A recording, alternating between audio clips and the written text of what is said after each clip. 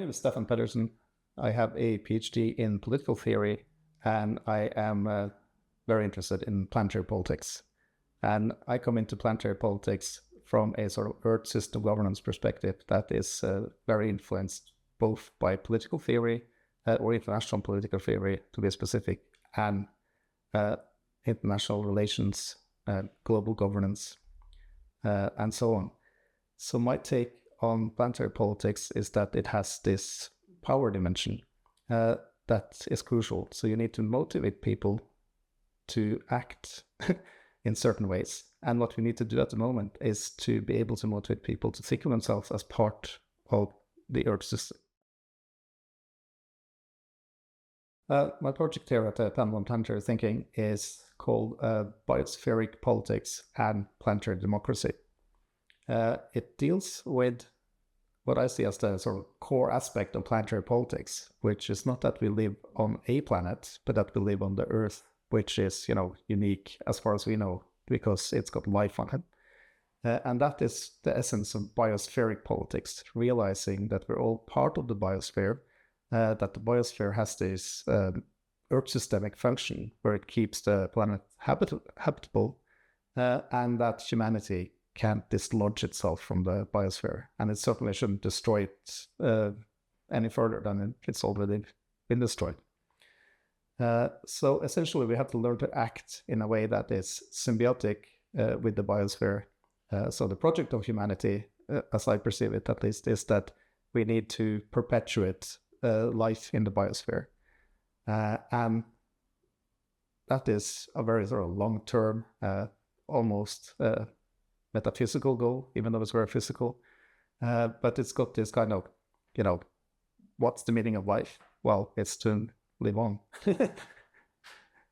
Make sure that next generations get to live and so on. And not just in terms of humanity, but in terms of the entire biosphere and its, millions of species that makes the whole thing function. I'm also preparing for the final conference that is coming up towards the end of my stay here. And I've been lucky enough to be able to collaborate with Martin Haajer, who just wrote a book on captured futures and the need for new ways of imagining climate politics and climate futures. And I think that with a basis in his book, Captured Futures, and my book project on biospheric politics, I think in the space between those, we can get some really interesting stuff going.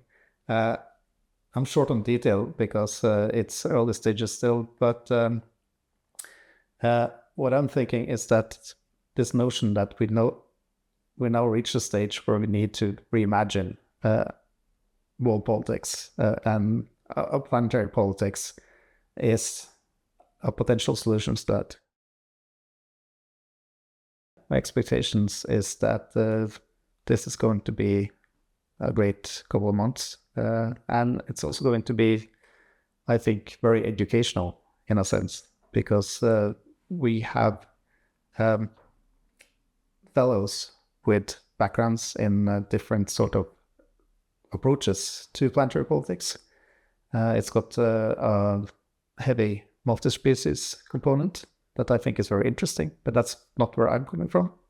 So that is a good sort of